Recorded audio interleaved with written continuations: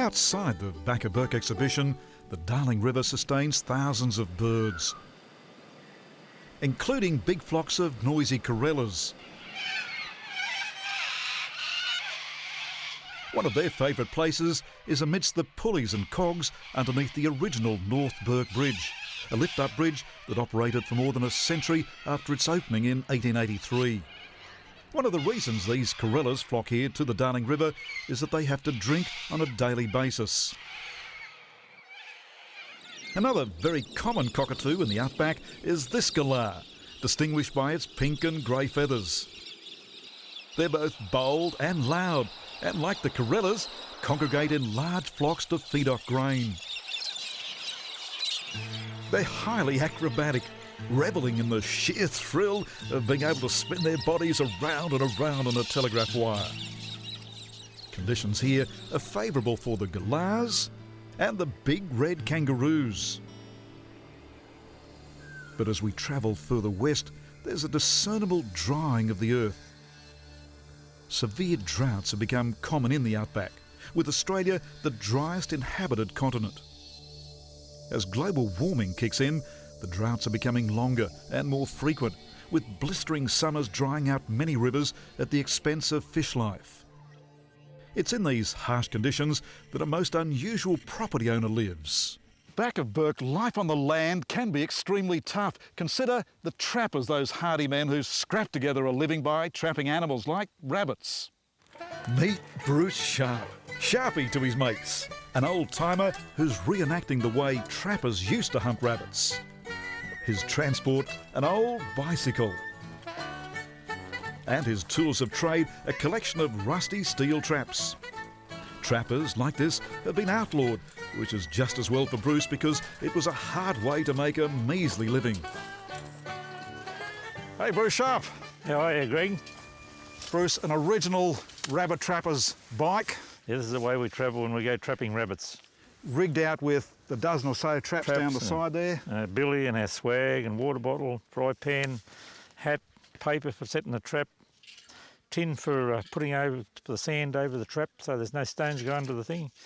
Now, Bruce, you've certainly set your share of traps in your lifetime. Yeah, I've set a fair few. First vehicle I bought was a vehicle and 100 rabbit traps, and then I went and caught rabbits and was getting 50 cents a pair for them. And then I've done fox trapping when the fox skins were worth some money. And anyway, I'll show you how to set one if you like. Please do. Put your finger under the thing so it doesn't catch you. And there it is, set. Now that looks remarkably easy, and of course you might show us how you activate that. Well, just imagine if a rabbit's walking along, now it'd be buried of course, and the rabbit comes walking along and goes bang, got him by the leg. And of course they've trapped millions of rabbits in their time. You can't use them anymore though. No, the government won't let you. They're just too cruel to animals these days and not allowed to use them anymore, so I just collect them now. Oh, got him dirt and all. What a superb collection of cobwebs. We found these in Sharpie's shed. Not that this is any ordinary shed, it's more like a museum. Because Sharpie, the trapper, is so passionate about traps of all kinds that he's become an avid collector. The shed walls and floors are packed with rusting traps.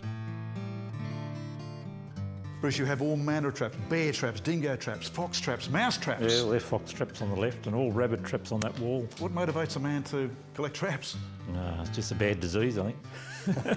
But certainly they've got some value. Yeah, they've got value and they're growing in value all the time. They're just going up and up because they don't make any more of them. Bruce, you've got everything from these fox traps through to these very elaborate mouse traps. Mouse traps, yep. That would catch 5, eh? Yep, catch 5 at once. And what about this dead trap? That's a deadfall. A deadfall? Called a deadfall because when it drops on him, it squashes him.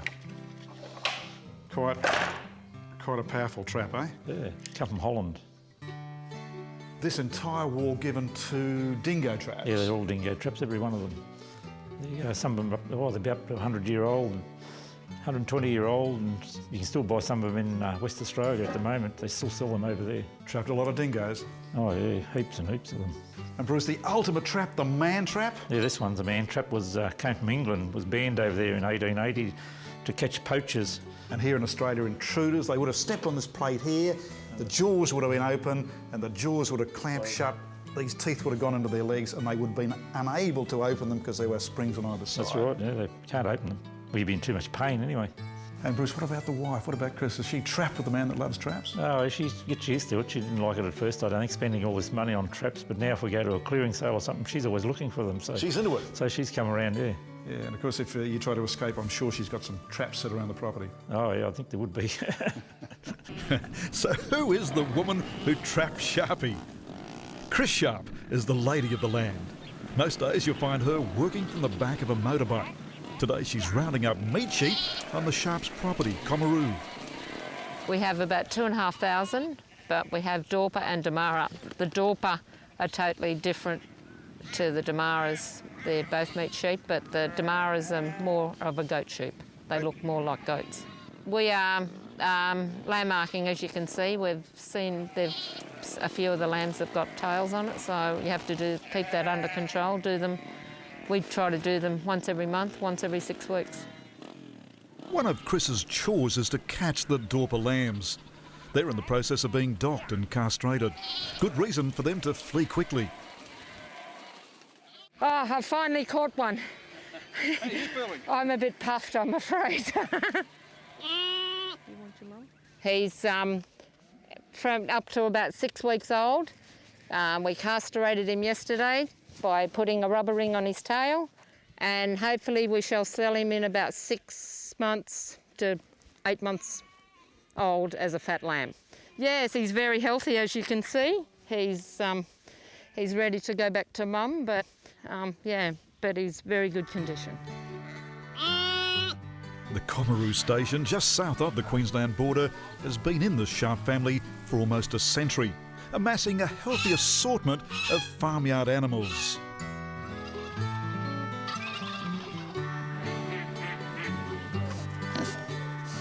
Bruce has even added some camels to his collection. 2 of his finest roped up today to pull a wagon around their property. Today the camel wagon is on a mission, transporting us to their very own artesian spa. At the end of a hard outback day, rounding up sheep and collecting more traps, the natural therapeutic mineral waters are a wonderful way to unwind. We wind up our Back of Bourke experience with a modern-day Henry Lawson. Bourke-based poet Andrew Hull sums up the outback in his work, West.